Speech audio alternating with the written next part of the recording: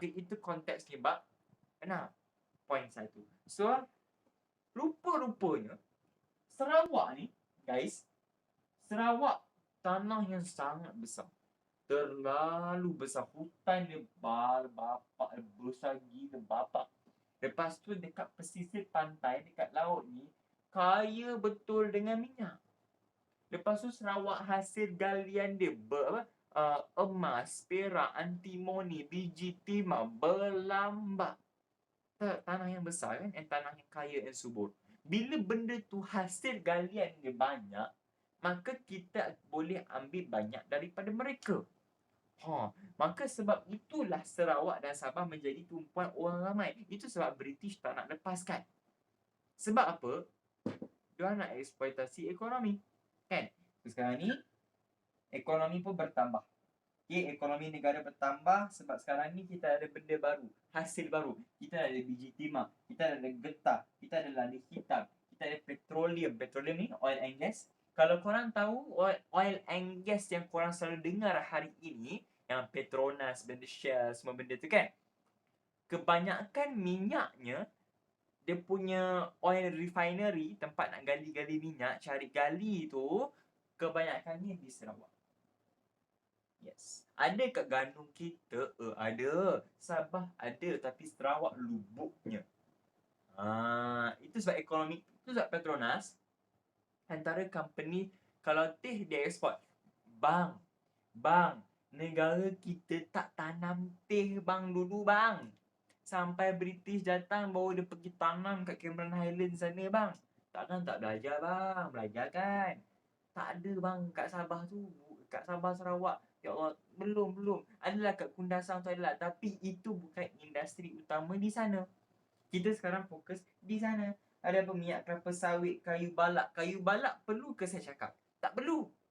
Nampak tak hutan banyak bang? Hutan banyak, ada banyak kayu, banyak pokok. Bila banyak kayu pokok, tebang kayu balak. Balak buat apa? Perabot. Balak buat apa?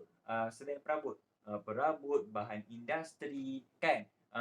Bangunan, kan? Ada bangunan dibuat daripada kayu. Rumah-rumah korang tu takkan dibuat daripada tanah liat pula kan? Tanah liat ada juga, tapi ini hasil hutan. So hasil-hasil ini hasil bumi Sarawak. Tapi bila dia masuk Malaysia, dah jadi hasil Malaysia. Faham kat situ? Okay, bila dah jadi satu negara, begitulah. So sekarang ini cabaran dia ialah, apa cabaran dia? Nak balancekan ekonomi dengan Semenanjung, Singapura dengan Sabah Sarawak. Itu cabaran dia. Singapura tak adalah, sebab memang British fokus kat dia kan, ekonomi semua mantap kat dia, pelabuhan bebas dia punya. Jadi tanah Melayu ni pula bergantung pada pertanian. Itulah sebab dia. Maka macam mana? Masalah seimbangkan ekonomi. Siapa buat masalah? Orang-orang bila dah masuk dalam Sabah Sarawak semua dah masuk Singapura, masuk dalam Malaysia, membentuk sebuah negara. Masalahnya rakyatnya itu ada macam-macam ekonomi berkegiatan. Macam-macam hasil dikeluarkan, ekonomi meningkat. Masalah macam mana nak balancekan? Tak nak ada orang tak puas hati. Betul tak? Tak nak ada orang tak puas hati lah. Alah, orang ni lagi banyak lagi kaya, orang ni lagi miskin. Alah, kita orang ni petani-petani kat tanah Melayu ni, Sabah Sarawak dah masuk ada gas petroleum, kita orang ni tak pandang lah sebelah mata. Walaupun pertanian hasil utama negara dah. Orang mula kecoh. Orang tak nak benda tu. Sebab negara baru wujud, tapi engkau dah gaduh. Tak nak benda tu. Jadi langkah penyelesaian. Yang pertama, apa kita buat? Kalau masalah pasal ekonomi, cara selesaikan cara sosial ke politik ke ekonomi? Ekonomi lah. Saya dah jawab bertahun-tahun pula. Berminggu-minggu, berbulan. Kalau masalah ekonomi, settle dengan cara ekonomi. Takkanlah saya tengah politik pula. Itulah jadi sekarang. Masalah ekonomi, sosial, COVID. Masalah ekonomi, duit semua. Orang hilang kerja, bunuh diri apa semua. Tapi apa yang orang buat? Gila kuasa, rampas kuasa. Korang ikut tak berita politik sekarang? Korang ikut tak? Saya tak suruh awak sokong mana-mana parti politik. Korang ada hak untuk memilih apa yang korang nak besar nanti. Cuma saya nak korang ikut. Okay, so korang faham berita semasa. Kalau very messy, yes, very messy. Saya orang yang sangat memahami politik. Okay, saya tak nak jadi politician. Sebab saya tahu orang bijak and baik pun, kau masuk je politik, kau jadi bodoh. And kau jadi kotor. Ada yang bersih, tak dinafikan. Tapi kat Malaysia, jangan. Saya just awak nak fahamkan situasi semasa awak. Itu sebab dia, masalah ekonomi settle dengan cara ekonomi. Apa jadi sekarang, bila orang bukan pakar dekat atas, bergaduh nak kuasa, jadi adakah boleh settle masalah ekonomi? Tak boleh. Itu sebab Malaysian Agreement MA63 yang Sabah Sarawak masuk Malaysia ni kan, yang kita belajar bab yang lepas kan, itu sebab tak pernah direalisasikan sampai sekarang, sampai secara penuh. Itu sebab tak pernah dilaksanakan dengan penuh, sebab banyak kerenah politik dan birokrasi. Sebab you tak solve the problem dengan cara you patut solve the problem. Kan bingai kat situ, kan bingai. So first step, masalah ekonomi settle dengan cara ekonomi. Yang pertama, tingkatkan hasil negara. Tingkatkan hasil negara. Awak tahu, okay, ni tulis nota korang lah, cara korang tulis hati korang lah. Awak tahu masalah petani dekat sini kan, petani tanam Melayu, kita kan nak fokus pada Sabah Sarawak. Sekarang ni dorang tahu hasil dorang banyak, tetapi dorang bukan negara model. Awak mesti pelik kan? Kat negara kaya kot, petroleum lah, balak. Tapi kenapa tak kaya? Kenapa rakyat masih duduk rumah panjang pasal zaman dulu kan? Kenapa? Why? Kenapa? Sebab mereka dijajah British. Come on lah guys. British buat apa? Dia korek semua kekayaan kan? So, dia pula tak bagi orang pandai. Sekolah mana buka? Ni pun kalau buka pun vernacular, asing-asing kan, betul tak? Kan macam Melayu, Cina, India lain. Macam dia buat kat kita, tanah Melayu kan? Cuma sekarang ni turn dia orang pula Sabah Sarawak. So sekarang ni, bila masalah ekonomi Sabah Sarawak ialah, diorang tahu diorang hasil banyak, tapi diorang tak tahu macam mana nak ambil and gunakan dia untuk tingkatkan ekonomi. So kalau tak tahu, kita tahu kan. Selama ni diorang bertani macam kita, bertani sara diri. Apa dia? Tani sara diri. Bermakna macam kita bercucuk tanam padi apa semua, tapi hanya untuk kita makan beras kita. Hanya untuk kita tampung hidup kita. Bukan untuk kita berniaga kaut untung kaya. Tak. Sara diri kita sendiri. Itu dah lama dah. Itu ekonomi tradisional bawah British. Tapi cukup lah. Kita dah merdeka, betul tak? So sekarang ni, dia tahu pertanian sara diri. So kerajaan kena buat apa? Susunlah bidang pekerjaan. So kerajaan kena buat ekonomi komersial. Maksudnya apa? Dah tahu hasil ada kat Sabah Sarawak, komersialkan lah. Ambil semua, jual. Bila jual, dapat duit, dapatlah untung. So memperkenalkanlah, okey, daripada saya tukar tani sara diri, cara penyelesaian saya jadikan dia pertanian komersial.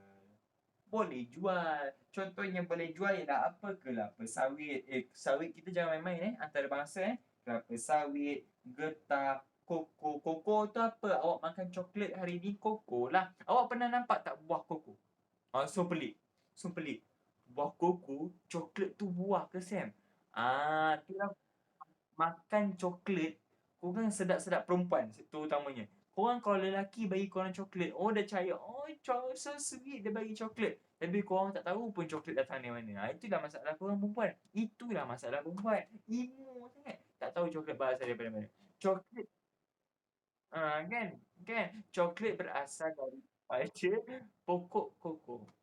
Pokok koko. Bukan koko sekolah tu. Bukan boy. Alien yang datang mendakluki bumi demi koko yang dicari-cari. Mereka kan tak lama lagi. Apa mungkin jadi? Jadi kita perlukan penyelamat bumi. Bebabai. Kan? Bukan koko tu. Bukan koko curriculum. Koko coklat. Korang makan coklat tu, bukan coklat pure. Dia dah diproses. Tapi ekstrak dia tu daripada pokok koko, buah koko, dia belah dalam dia tu, dia ambil, dia masuk proses.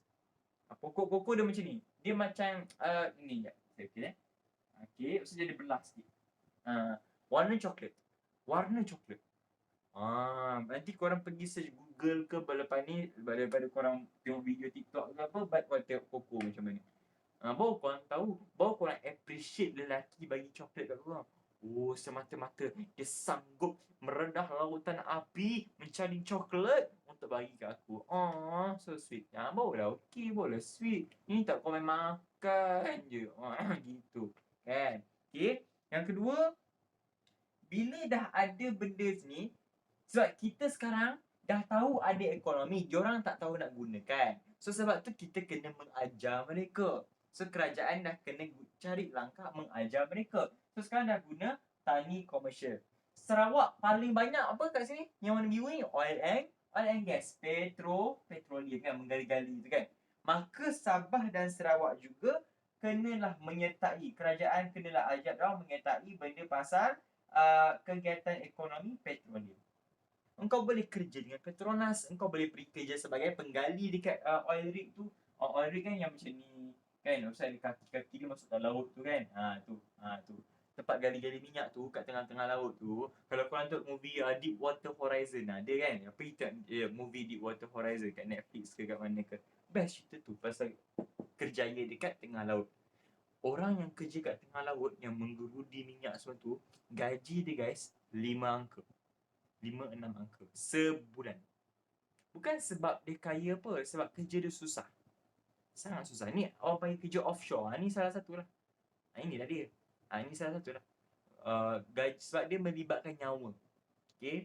And dia berbulan-bulan berpisah daripada keluarga. Tapi kalau kau minat bidang tu, korang minat, boleh carry on. Okay. So satu. Lepas tu kena faham juga. Itu masalah pertama, masalah pasal ekonomi. Langkah pertama, mempelbagaikan kegiatan ekonomi. Pelbagaikan kegiatan ekonomi. Langkah kedua ialah diorang faham, okey, banyak resources, banyak hasil dalam negeri Sabah Sarawak. Besar kan, gerabak, balak lah itu ini. Tapi macam mana saya nak bawa benda tu daripada pedalaman, daripada mana ke bandar? Macam mana saya nak bawa benda dari Seri Aman pergi Kuching? Macam mana saya nak bawa benda daripada Sandakan pergi Kota Kinabalu? Takkan saya nak bawa jalan kaki kot. Kalau jalan kaki tahun depan pun tak sampai. Kan? Macam mana saya nak bawa hasil tu untuk mendagangkan dia dengan cepat? Macam awak lah, macam mana awak nak shippingkan barang awak daripada Shopee ke JNT ke Carousel? Awak tahu beli je, tapi awak tak tahu berapa lama dia ni. Kadang-kadang perempuan, itulah awak kadang-kadang marah kan. Kenapa seminggu dia asyik pindah je dia punya, kalau awak tengok tracker kan, pindah ke parcel awak dah ditransfer ke hub sana hub sini. Sebab pengangkutan yang membawa dia tu lama. Ini moden pun dah lama. Bayangkan zaman ni baru nak membentuk negara Malaysia ni, dah ada JNT ke? Belum. Kita delivery JNT pun tak ada, online nak bayar pun tak ada. Macam mana nak lajukan penghantaran barang dan juga hasil? Maka perlulah, itu masalah dia. Pengangkutan perhubungan tak ada, dari pedalaman pergi bandar, bandar pedalaman nak bawa hasil keluar semua kan. Maka penyelesaiannya apa? Majukan sistem pengangkutan dan juga perhubungan. Yes, kan? Sebab saiz dia besar. Lepas tu dia bergantung, okay, kalau Sarawak, dia bergantung pada sungai terpanjang dia, Sungai Rajang. Kat sungai ni, itulah satu-satunya jalan perhubungan dari pedalaman ke bandar. Itu sebab awak selalu dengar kat berita, diorang naik pergi sekolah naik sampai. Pergi ni naik sampai 2-3 jam, lepas tu jalan kaki pergi sekolah. Kenapa? Ini je pengangkutan. Diorang tak ada highway. Sekarang tengah bina lah lebuh raya Pen Borneo tu kan. Tapi masih tak ada highway, masih tak ada pengangkutan, perhubungan. Jadi kita menghubungkan mereka, kerajaan kenalah tukar daripada sungai laut itu, kena membina sistem pengangkutan sehingga ke kawasan pedalaman. Okay, lepas tu usaha pembangunan ekonomi semua ni, dia tak boleh sekejap. Dia tak boleh setahun settle semua. Itu bukan pembangunan, itu pembongokan. Tak ada orang membangunkan negara dalam masa setahun je. Maka perlunya rancangan pembangunan 5 tahun Malaysia. Korang akan belajar pada bab 7 nanti. Boleh? Okay, so Sarawak Sabah pun dimasukkanlah pada rancangan Malaysia yang pertama. Kan kita pernah belajar masa form 4 rancangan Malaya kan? Kenapa sekarang dah Malaysia? Kan ada rancangan Malaya pertama. fokus pasal pertanian, betul? Buat Rida, Rizda, Mara apa semua kan. Kan kita pernah bincang, pernah belajar. Tapi kenapa ini Malaysia pertama? Dua-dua pertama. Tapi sebab ini pertama, ada kemasukan Sabah dan Sarawak. Nak balance ke ekonomi. So, ini masalah besar dia. Okay. Dan yang ketiga, memajukan sistem pendidikan. Ekonomi sudah. Sekarang pergi sosial. Masalah sosial ialah bila you berada di bawah British, you akan sentiasa ditindas. Betul? Pendidikan yang dinamakan pendidikan vernacular, ikut kaum. Melayu sekolah Melayu, Cina sekolah Cina, India sekolah Cina. Sama India sekolah Cina, India sekolah Tamil kan. So, benda itu juga berlaku di Sabah dan Sarawak sebab mereka juga direct bawah British. So, penduduk pedalaman pula, penduduk pedalaman itu yang saya cerita tadi. Dia kena naik sampan, keluar kampung, lepas tu 3 jam, lepas tu berjalan kaki pergi sekolah yang dekat bandar. Perjalanan jauh tak, yang lama jauh tak kurasa, kena hatiku melonjak sama, ingin berjumpa sanak saudara yang selalu bermain di mata. Okay, so boleh nampak tak kat situ? Kalau perhubungan dan pengangkutan memproblem, apatah lagi pendidikan. So akses diorang tak dapat, so mereka tercicir lah. Itu sebab mantan Menteri Pendidikan Mazli Malik, Dr. Mazli kan, dia buat program Sifar Cicir. Dia nak sekolah-sekolah pedalaman ni semua dapat akses pendidikan, buat sekolah kat kawasan tu.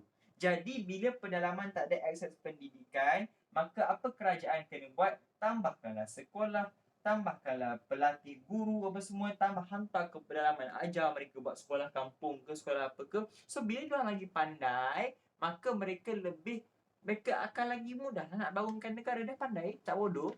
Macam itulah cara dia. Boleh faham? Boleh. Okay, perasan tak something? Saya suruh tekankan PES tambah A, saya tekankan masalah apa? Ekonomi dengan sosial. Masalah apa yang saya tak sentuh lagi? Guess. Masalah apa yang saya tak sentuh lagi? Ekonomi sudah, sosial sudah. Masalah apa yang tak keluar lagi? Masalah politik. Yes. Maka itulah yang saya akan cerita sekarang. Kan saya kata, bila kita guna PES belajar, baru kau faham pasal sejarah ni. Oh, itu ke benda tu jadi? Yelah. Kita fokus kat mana sekarang? Sabah, Sarawak, Singapura. So, Sabah, Sarawak, Singapura. Jom pergi Sarawak. Aspek apa? Politik. Kalau awak nak tahu, kita selama ini banyak kali darurat. Baru-baru ini, Sarawak darurat. Darurat sebab nak menangguhkan pilihan raya negeri Sarawak. Kalau ikut Perlembagaan Negeri Sarawak tu, dengan Perlembagaan Negara, Perlembagaan Persekutuan kita kan, yang kita baru belajar tu, pilihan raya Sarawak patutnya diadakan minggu ni. Patutnya.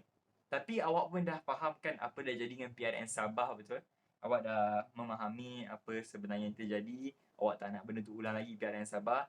Jadi baiklah awak, kita membuat langkah untuk mengelakkan benda sama. Maka Agung pun mengisytiharkan darurat. Bila darurat, perlembagaan digantung. So tak payah ikut perlembagaan dah, kan? So kita pilihan raya pun tak payah buat lagi buat masa sekarang. So mereka kata bila darurat dah habis, 60 hari lepas tu wajib buat pilihan raya.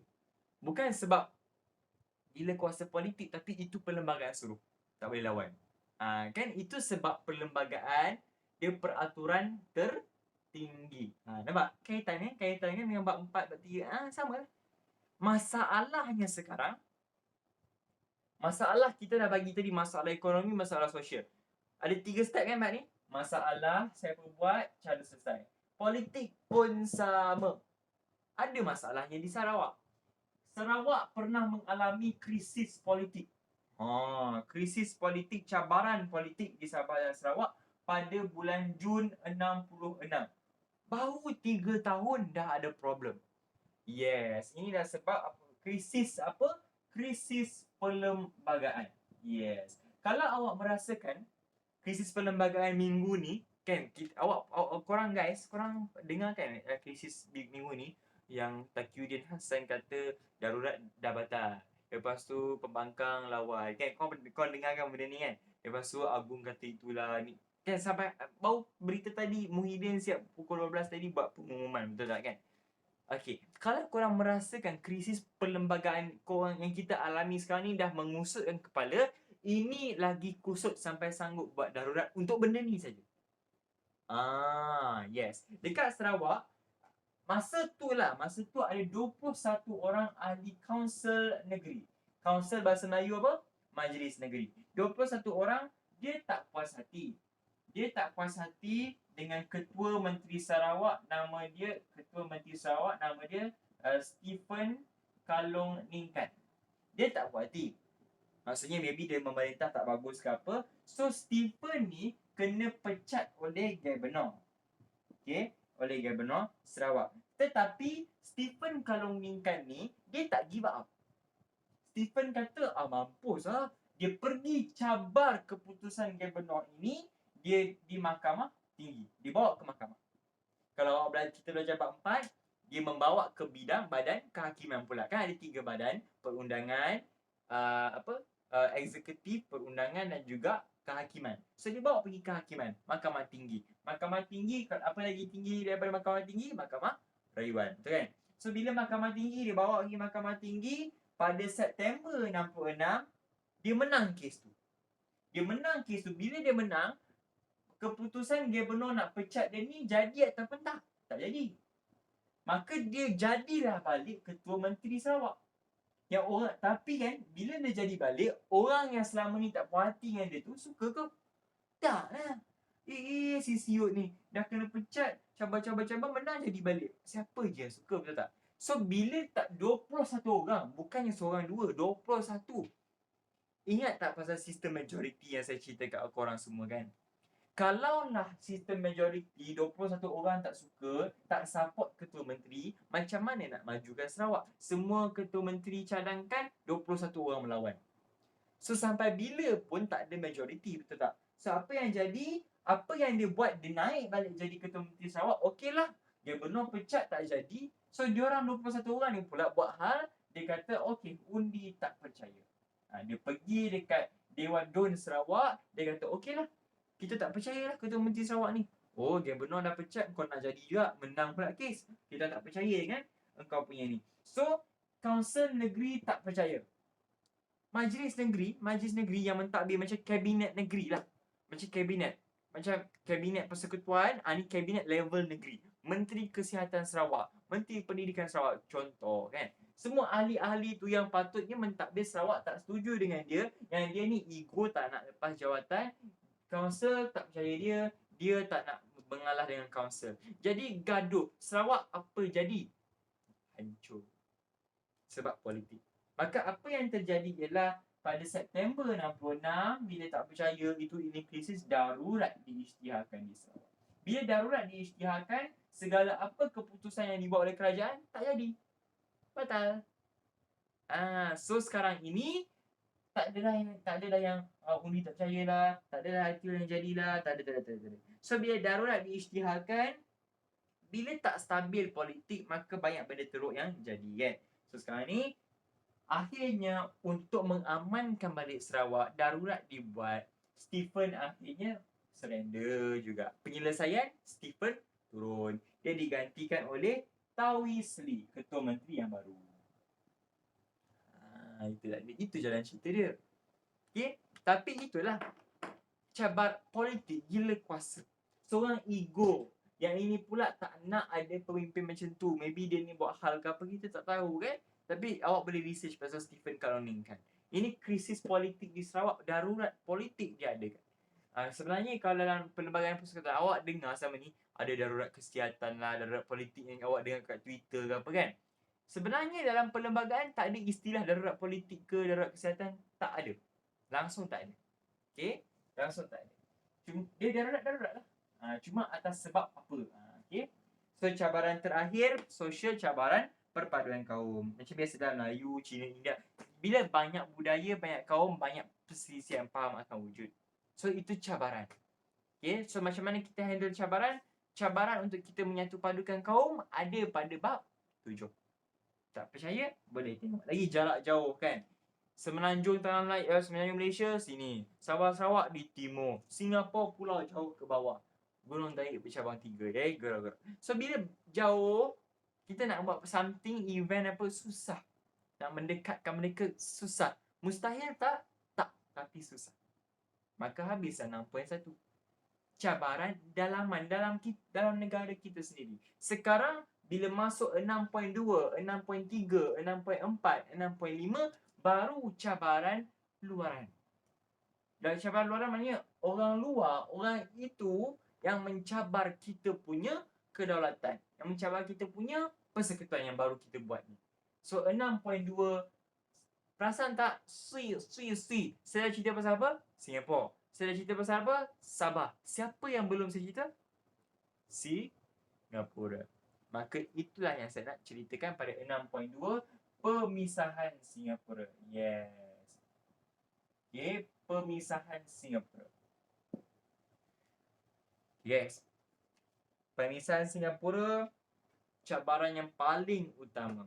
Kita dah plan, Singapura pun dah kata okey, kita pun nak masuk Malaysia lah, jadi anggota Persekutuan Malaysia. Masalah yang timbul ialah apabila diorang tiba-tiba nak keluar. Banyaklah faktor. Okay, faktor dia mesti, kalau awak sesat jalan, faktor dia 3 saja. Faktor dia mesti politik, faktor ekonomi, faktor sosial. Mesti, dia tak pergi jauh. Okay, politik, ekonomi, sosial. Lepas tu bila ada benda-benda masalah tu, masalah sedia ada, pemimpin Singapura dan Malaysia pun konflik, gaduh. Ada masalah, tak setuju dengan masing-masing. Akhirnya, pada 1965, Tunku Abdul Rahman kata, okeylah Singapura keluar dari Malaysia. Kan? So, bila Singapura keluar, dia tak boleh dielakkan. Sam undi tak percaya tu, benda-benda. Ui, cepat betul. Sam, undi tak percaya tu macam mana? Okey. Undi tak percaya ialah, contoh, awak dalam parlimen, awak dalam kabinet negeri kan. Okey. Seorang ahli majlis atau ahli parlimen akan buat satu usul. Okey.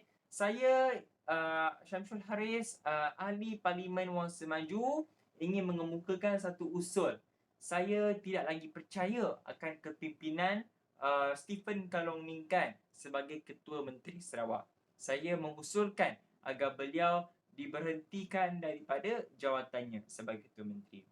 Ada yang setuju? Setuju. Tak setuju? Tak setuju. So, lebih bersetuju, undi akan dijalankan. Maka dekat dalam dewan tu, ahli-ahli parlimen semua, ahli kabinet, kalau ceritanya ahli kaunsil negeri tu akan mengundi siapa yang percaya, siapa yang tak percaya akan kepimpinan Stephen Kalong Ningkan tu. So, bila undi dijalankan, majoriti ahli tu mendapati ramai yang undi tak percaya dengan Stephen. So, tak percaya dengan kepimpinan dia. Macam itulah. So, akhirnya Stephen pun bila dah majoriti menolak pemerintahan dia pun turunlah, hilanglah kuasa dia. Boleh faham? Alright, very good. Okay, so untuk menjaga kemakmuran rakyat, kenalah memisahkan Singapura. Macam saya kata, benda boleh settle, buat peta pokok, kalau buat peta perwakilan pun boleh. Politik, ekonomi, sosial. Ingat Singapura walaupun dia pulau yang kecil, tapi ekonomi dia sangat besar. Taraf dia pelabuhan bebas, saya dah cerita kat awak kan. Sampai hari ini, Singapura ialah negara dunia pertama tau. Singapura ialah negara maju. Malaysia? Tak, maju pun tak. Apa yang terjadi adalah yang terjadi pada peredaran masa tu sejak daripada dia keluar dari Malaysia. Cuba awak bayangkan, kalau Singapura tak keluar Malaysia, dia tak akan jadi negara maju sampai hari ni. Tapi dia keluar, pemimpin dia nama dia Lee Kuan Yew. Dia memang seorang yang okey lah, kan? Faktor pemisahan politik, pemimpin Singapura Lee Kuan Yew, saya tulis LKY. Lee Kuan Yew, dia tak puas hati dengan peranan Singapura. First, dia tak puas hati dengan peranan Singapura yang terhad.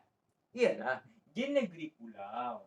Kalau awak bandingkan dalam parlimen Malaysia lah contohnya, dia letak Malaysia, Semenanjung, Sabah, Sarawak. Kalau awak ingat dalam perlembagaan yang kita bincang last week, hari Sabtu lepas, kerusi untuk wakil rakyat Sarawak ada berapa? Paling sikit betul, ada 14 saja kan? 14 kan? Ke 15.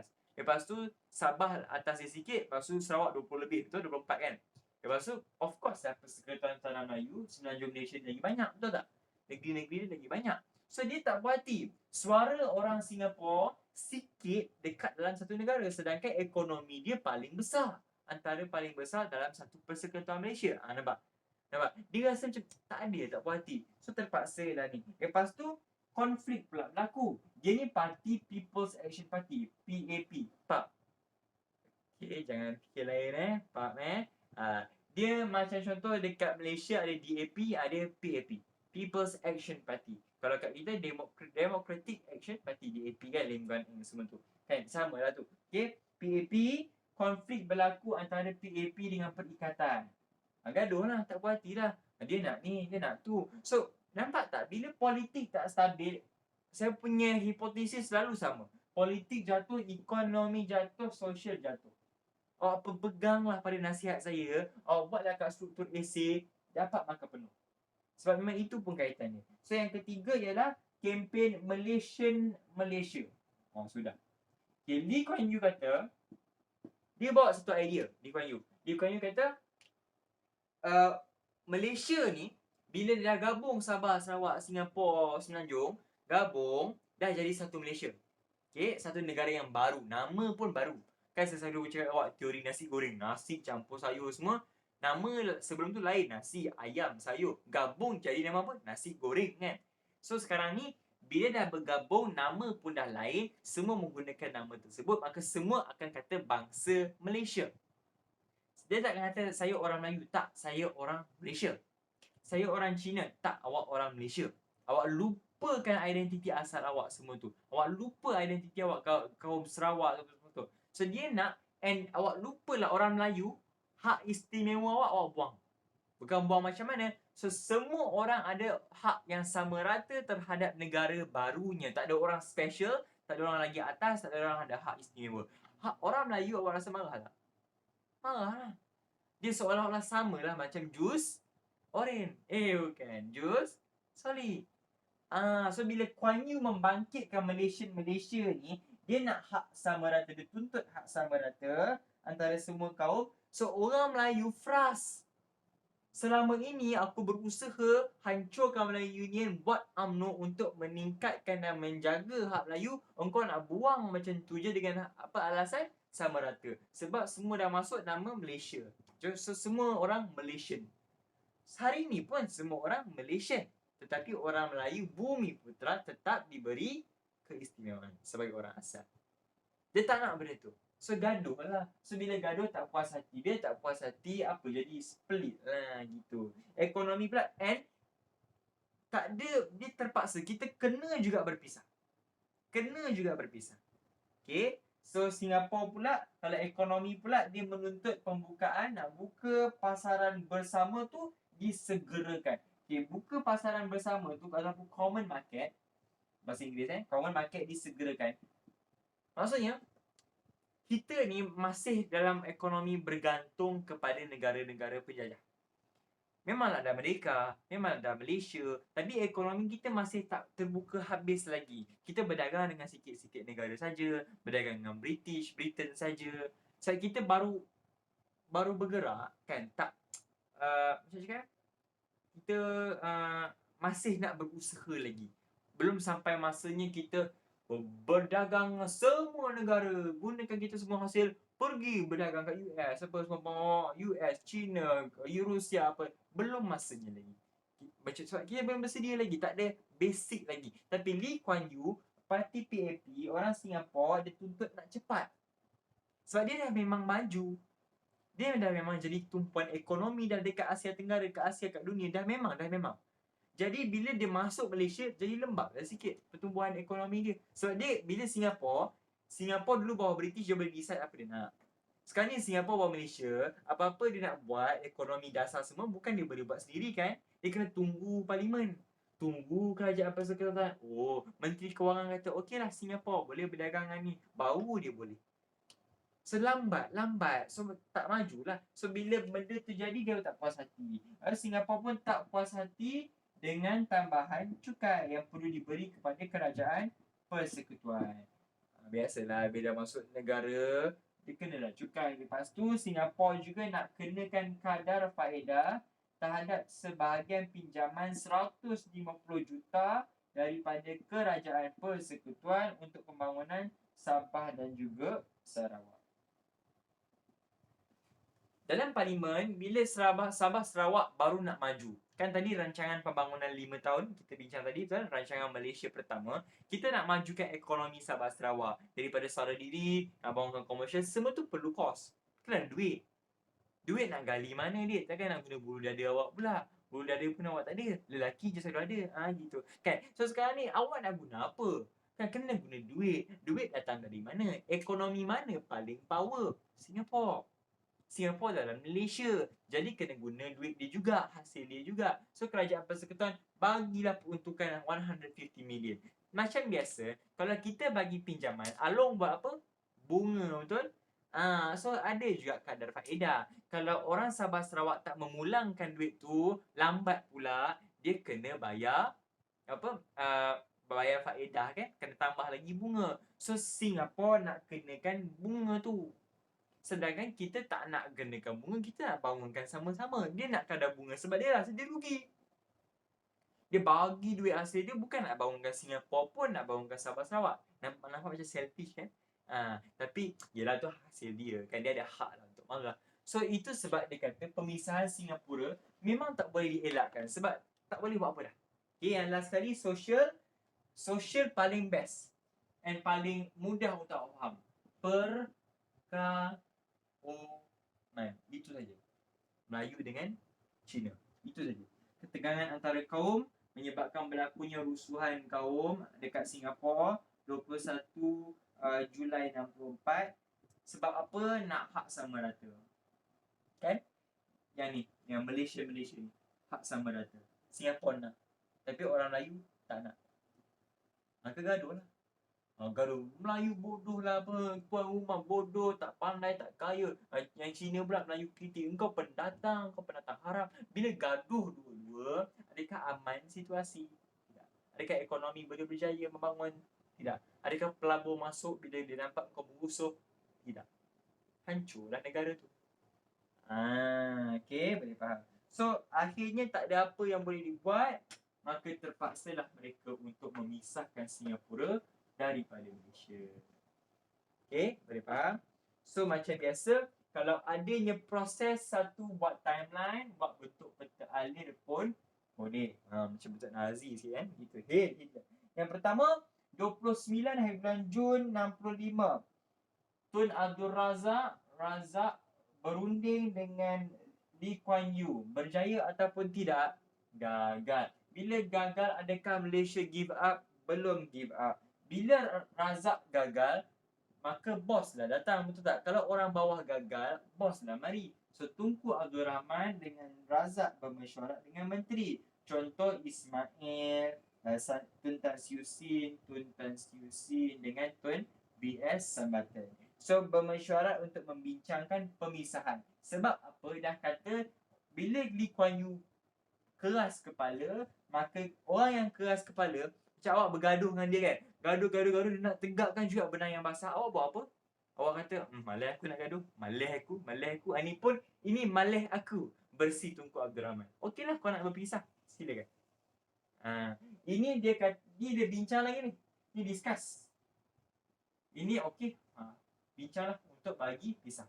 Okey. Lepas tu awal Ogos 65, Jun, Julai, Ogos. Awal Ogos, mesyuarat khas kabinet setuju Malaysia, setuju untuk memisahkan Singapura daripada Malaysia. Bila kabinet dah setuju, maka bolehlah gubal undang-undang dan juga persekutuan untuk keluarkan Singapura daripada Malaysia. Maka 7 hari bulan Ogos 65, bos dengan Lee Kuan Yew signlah perjanjian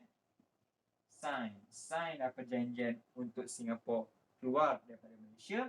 Dan 8 Ogos 1965, Tunku Abdul Rahman bawa usul pemisahan tersebut ke dalam parlimen.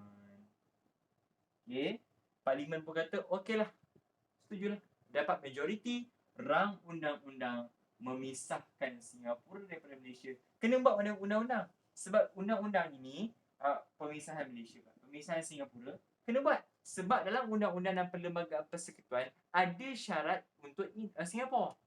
Sekarang ni Singapura dah pisah jadi negara sendiri, so dia kena buat perlembagaan sendiri. Baru dia jadi negara berdaulat. So dia tak ada kaitan dengan Malaysia. Sebab tu kena bawa ke parlimen, dapat majoriti. Boleh faham? Habislah 6.2. Itu je 6.2, itu je. Tapi sekarang awak faham lah kenapa Singapura nak sangat keluar kan? Gitu. Okay.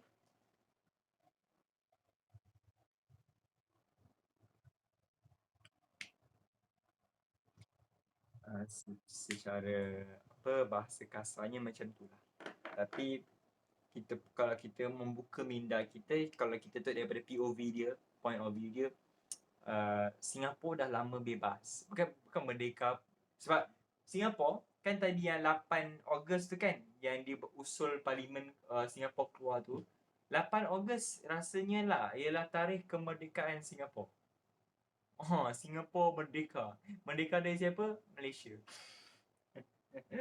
Aduh, macam Malaysia pula menjajah kau. Aku pun tak tahulah. Kan? Tapi bahasa rasmi Singapura bahasa Melayu tau. Yes. Perdana Menteri dia sekarang Cina. Tapi cakap ucapan tu bahasa Melayu. Kat parlimen orang cakap bahasa Melayu. Bahasa Inggeris boleh guna lah. Tapi bahasa Melayu digunakan juga. Presiden Singapura sekarang Halimah. Presiden wanita Melayu pertama. Kan? Itulah. Kan nak kata tamak ke, nak pentingkan diri ke, tapi itu sejarah. Itu sejarah. Korang boleh menilai. Kita sebagai orang muda, nilai sendiri apa yang orang-orang tua kita dah buat dulu. And tengok, betul ke dia buat ni? Mabuk ke dia dulu? Macam tu. Salah ke kan? Okay. Sudah 10.46, relax jap. Okay, ada apa-apa soalan? Kita dah habis dah. 6.1, 6.2.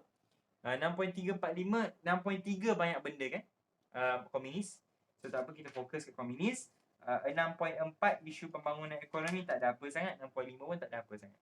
Okay, sikit-sikit je. 6.3 banyak benda nak dibincangkan. So kita fokus kat situ. Sebelum tu, soalan?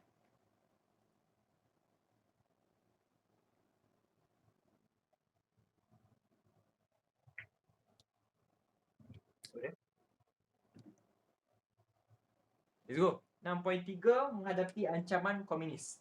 Letak nama saya. Siap kau. Okay, 6.3 menangani ancaman komunis. Paling banyak benda nak dibincangkan. Tapi adakah saya akan sentuh semua? Tak. Awak akan faham sendiri bila saya sentuh Tashenggo saja. Tapi korang akan faham akhirnya, insyaAllah. Okay, 6.3 menghadapi ancaman komunis. Ini masalah besar. Okay, kalau kita tahu dekat Tanah Melayu, dulu-dulu yang masa darurat 48 sampai 1960 tu kan, yang kena buat kampung baru lah, wilayah putih, wilayah hitam, pindahkan penduduk, ada special constable, ada home guard lah, ada Sonoy Prak lah, itu dan ini lah. Macam-macam benda nak buat nak halang komunis kat sana. Sekarang Sarawak, hutan banyak. Bila hutan banyak, tempat tinggal siapa? Tempat sembunyi siapa? Komunis. Maka komunis juga sebenarnya ada di Sarawak. Itu sebab masa konfrontasi, masa ganyang-ganyang tu, kan diorang attack Sarawak dari hutan tu, dari Kalimantan. Siapa support mereka? Komunis. Parti Komunis Indonesia pun ada. Maka komunis ni, dia kan nak buat republik komunis. Itu dia punya impian. Kan dia punya impian lah kat negara kita, nak jadikan negara kita republik komunis. Macam tu. Tapi kita ni tak sebati tau. Orang Melayu, orang Islam takkan sebati dengan pahaman komunis. Sebab komunis kata tak ada agama. Tapi kita hidup beragama. Jadi kat situ dah bertentangan ideologi, pemahaman. Tak boleh. You cannot stay together. Jadi dia dah menjadi ancaman kepada keselamatan negara. So komunis ni pula, dia nak juga buat republik komunis. So dia buat apa? Macam kita lah. Saya nak juga benda tu. Tapi mak tak bagi. Kau buat apa? Kau trigger kat mak kau kan? Kau pergi tarik-tarik baju mak. Mak nak mainan, mak nak toys. Lepas tu kau cakap, mak. Lepas tu kau menangis. Kau trigger mak kau. Akhirnya mak kau kata apa? Yelah. Pergi belilah. Ataupun mak yang brutal kadang, tampang kau. Kau diam. Macam tu kan? Kan? Gitu kan? Semua pernah merasakan lempangan mak kan gitu. Tak lempangan pun cubitan. Kan? So benda sama terjadi pada komunis. Bukan kata mak kau komunis. Bukan. Aku kata cara trigger tu sama. Dia tahu orang takkan bagi benda tu kat dia. Dia trigger lah orang tu. So orang tu akhirnya fed up dengan dia. Orang Melayu akhirnya fed up. Yelah. Kita ikut je cakap kau. Kau dah buat macam-macam kita orang. Macam tu. So, dia buat apa? Yang pertama, dia melancarkan serangan bersenjata. Kalau Nick Sarah, serangan bersenjata, apa yang kita kata last week? Gerila. Betul? Bukan gila, gerila. Gerila macam mana? Serangan hendak. Maksudnya, keluar hutan, serang laju, cepat, pak, lepas tu lari balik. Serang, lari, berkali-kali ulang. Fed up lah orang yang melawan tu, betul tak? Kan? Serangan gerila bersenjata, bila dah serang, dia menyerap masuk ideologi komunis. So, akhirnya, bila dia serang tu, kadang-kadang dia bukan serang orang saja. Dia serang komunikasi kan. Orang nak call, alamak talian terputus pula, lampu tak ada sumber pula, ada orang potong kan. Nak kacau-kacau hidup kita. So kita akan jadi frust, geramnya aku komunis ni. So dia mensabotaj kemudahan awam. So dia trigger. Dia nak kita rasa fed up dan penat dengan dia. Sabotaj kemudahan awam. Tetapi ini masalah. Siapa buat masalah? Komunis. Cara menyelesaikan ada. Nampak? 3 step. Simple je bab ni. Alright? 6.3. So yang pertama, ancaman keselamatan di Sarawak. Betul? Kalau awak ingat, komunis kat Sarawak, betul? Communist Clandestine Organisation. Dia menyusup dalam parti SUPP. Kalau awak perasan, parti SUP ni, ingat tak dia buat apa? Pergi balik bab 5. Dia, kenapa CCO pergi SUPP? Kenapa tak pergi parti lain? Parti Berjasa ke, parti tu ke? Kenapa begini? Sebab SUPP satu-satunya parti yang melawan pembentukan Malaysia. Jadi dia nampak parti ni tak nak form Malaysia, jadi dia pun sokonglah dia. Dia cocoklah jarum. Ini jadi kambing hitam. So menentang gagasan Malaysia. Lepas tu ingat tak ada pemberontakan Brunei, betul? Pemberontakan Brunei, sebab Brunei kata dia nak keluar dari Malaysia, tak nak masuk Malaysia. Dia pun buat hal, dia pun support pembentukan Brunei. Ingat tak masa Ganyang Malaysia ada PKI dengan TNI, Parti Komunis Indon, International Indon, serang dari arah Kalimantan. So dia pun join sekali, membantu mereka. Lepas tu dia menubuhkan pasukan ni, serangan gerila. Dia pun ada menubuhkan pasukan gerila dia sendiri, iaitu North Kalimantan Liberation League, NKLL bahasa Inggeris, melancarkan serangan dekat sempadan Sarawak Kalimantan. Area mana tu? Hutan. Perang apa tu? Gerila. Itu cara dia. So kawasan yang jadi sasaran ialah bahagian pertama. Bahagian ketiga di Sarawak. So kegiatan apa lagi? Subversive. Subversive tu maksudnya apa? Subversive ialah mengganggu ketenteraman, melampau. Okay, melampau terhadap orang awam. Maksud gerakan politik bersenjata. Gerila ni bersenjata lah, kan? Mengugut orang, merompak, mencuri, benda-benda yang komunis buat dekat tanah Melayu, dia buat benda sama dekat Sarawak. Cuma dia support benda-benda yang boleh menggagalkan rancangan Malaysia tu, dia support. SUPP. Buka bab 5, siapa je yang lawan rancangan pembentukan Malaysia tu, and dia kat Sarawak ke apa ke, itulah yang komunis sokong. SUPP, dia menyusup masuk. Pemberontakan Brunei, join. Ganyang, PKI, TNI, dia pun sokong. Lepas tu siap buat pasukan gerila lagi nak lawan dengan kita. Boleh nampak dekat situ. Boleh kan? Okay, so satu dari segi askar, saya dah kata kembali ke pangkal jalan PES. So yang pertama, tadi bila dah serang bagai-bagai tu, ekonomi sosial pun hancur lah. Komunikasi hancur, semua terganggu. Ketenteraman, keselamatan awam, orang takut lah nak keluar. Komunis ada di mana-mana kan. So politik pula apa yang jadi? So politik pula, kerajaan Sarawak boleh nampak tau, CCO ni buat macam-macam. So kerajaan Sarawak hantar askar nak tangkap. So nak memburu, hantarlah nak memburu mereka. Mereka diburu. Macam biasa, gerila kalau kena serang, diorang lari pergi hutan. Hutan paling banyak dekat mana kat Sarawak? Kalimantan, bawah Sarawak. Wilayah mana? Indon. So dekat Kalimantan, dia buatlah Parti Komunis Kalimantan Utara, PKKU. Sama lah dengan North Kalimantan Liberation League tadi tu kan. So pasukan Kalimantan Utara ni, komunis ni, dia meneruskan penentangan dengan pasukan rakyat Kalimantan Utara, Paraku, dan pasukan gerila rakyat Sarawak PGRS untuk menubuhkan apa? Komunis nak apalah sekali? Saya dah cakap tadi, Republik Komunis. Itu saja. So dia buatlah serangan bersenjata juga nak kacau kan. 5 Ogos 52 dia serang kawasan Batu Kitang. Batu Kitang ni dekat Kuching, Sarawak. Dia dah pandai serang ibu negeri Sarawak. Dah boleh kacau kawasan bandar. Tadi kau kat hutan, kau tiba-tiba serang kawasan bandar. Buat apa? Trigger. Itu saja. Lepas tu merancang. Bila engkau dah mula menyerang orang bandar, orang awam, kerajaan lagi dah trigger, dik. Kerajaan lagi dah trigger. Maka kerajaan nampak benda ni bukan benda bisya-bisya. Benda ni bukan benda yang biasa-biasa yang orang boleh lawan macam cara yang lama dulu. Tak boleh. Sebab komunis ni dah melampau. Dah over. Kan? Bila orang yang over ini, cara mereka untuk mendiamkan orang yang over tak susah. Iaitu, kalau kat tanah Melayu, kita kepung dia, kita buat macam-macam serangan balas dekat dia, kita potong apa? Negara lain tahu ke pasal komunis dalam Malaysia? Tahu? Tahu. Sebenarnya, kan kita pernah belajar, tahu. Rusia pun tahu. Rusia lagi lah. Komunis kita dengan dia geng. Soviet dengan kita geng, dik. Iya. Diorang tak bekerja berseorangan. Tidak. Diorang tahu. Okay, diorang tahu. Okay, next. So, macam saya kata, masalah, siapa buat masalah? Cara penyelesaian. Kerajaan tidak bodoh. Satu kerajaan buat penyelesaian dia. Ingat balik macam mana kita melawan komunis dekat Tanah Melayu. Sama caranya kita lawan dekat Sabah dan juga Sarawak. Pertama, Perang Saraf. Perang Saraf ni serangan macam mana? Mental, psikologi. Guna senjata tak? Tidak. Itu sebab namanya saraf. Sebab apa saraf? Saraf hantar ke otak, otak bagi isyarat hantar ke badan. Saraf. Maka menggunakan otak.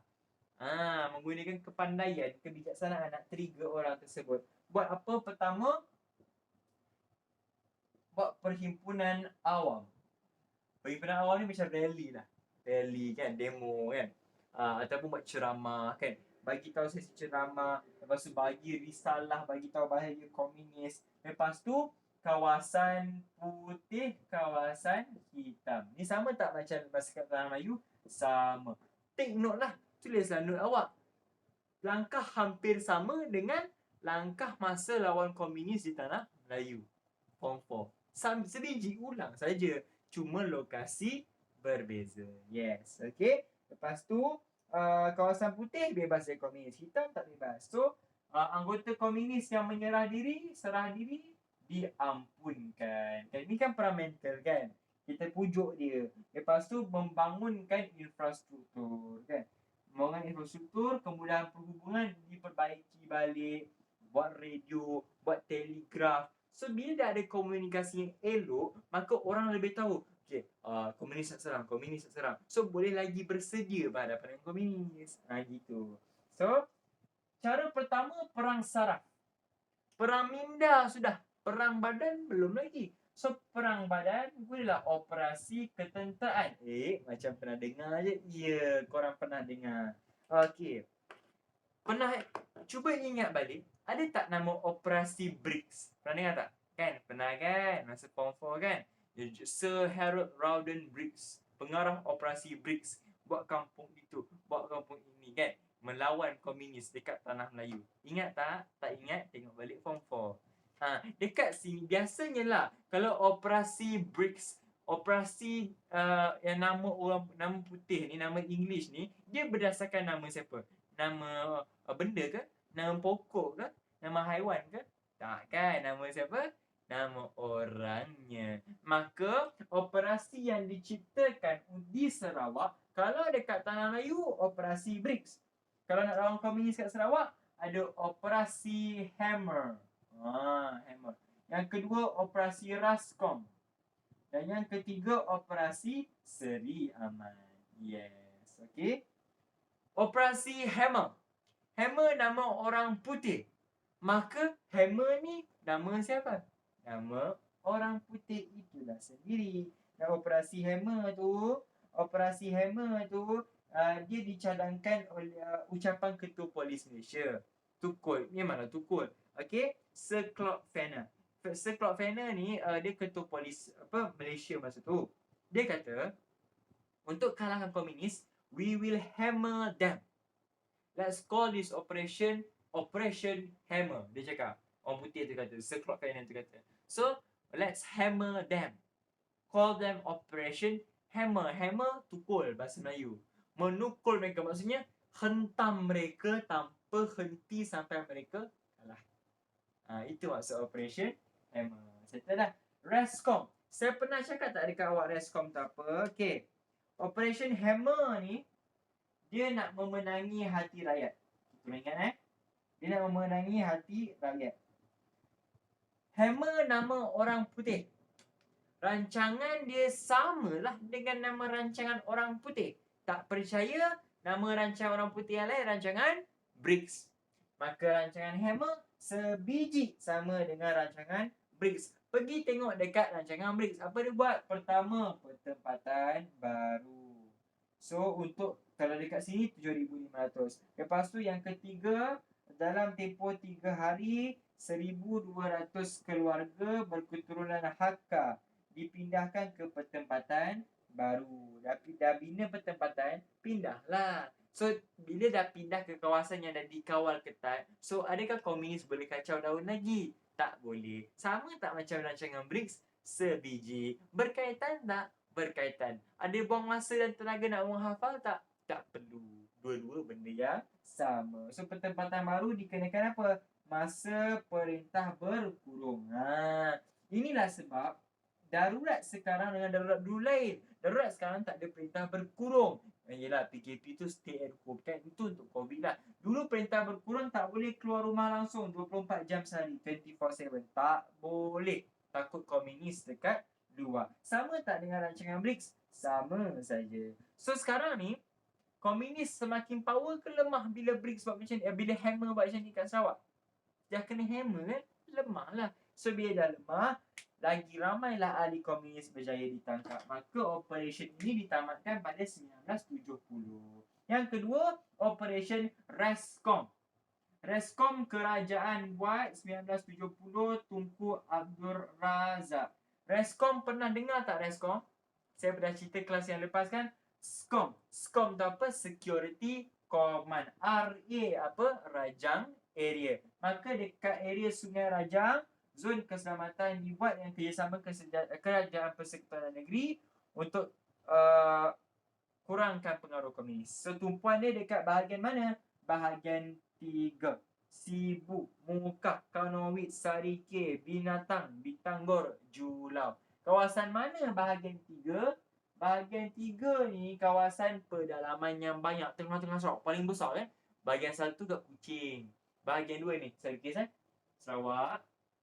Bahagian 1 sini. Bandar, Kuching semua kan. Bahagian 2 ke sini. Bahagian 3 paling besar. Paling besar, paling banyak hutan. Paling dekat dengan Kalimantan. Paling tinggi ancaman komunis. Maka nak turunkan ancaman tu, maka kenalah buat security command kat sini. Askar semua jaga kat area tu kan. So akhirnya Rascom dibubarkan pada 1965. Cancel lah Rascom, ganti dengan MKN. Dan kita kenal lah ini Majlis Keselamatan Negara. Sebab isu komunis dah tak ada dah masa 1965. Dah tak ada dah. So tak perlu lagi Rascom. So Operation Seri Aman.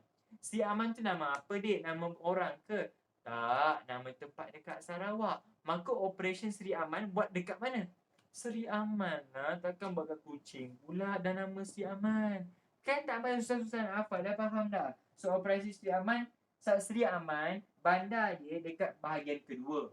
Tapi dekat sangat dengan hutan dengan Kalimantan. Bahaya tak dengan komunis? Bahaya. Asyik-asyik kena serang. Asyik-asyik kena serang. Asyik-asyik tak tenteram. So buatlah operation khas untuk mereka. Tentera dengan polis pergi serang tempat komunis. So halang mereka bergerak. Ramai kena tangkap. So adakah pergerakan komunis terbatas? Adakah lemah gerakan komunis? Ya. Ramai ditangkap? Ya. Ramai serah diri? Ya. So lemahlah pergerakan mereka. So Dekat bahagian pertama pula ada Operation Jala Raja. Nampak?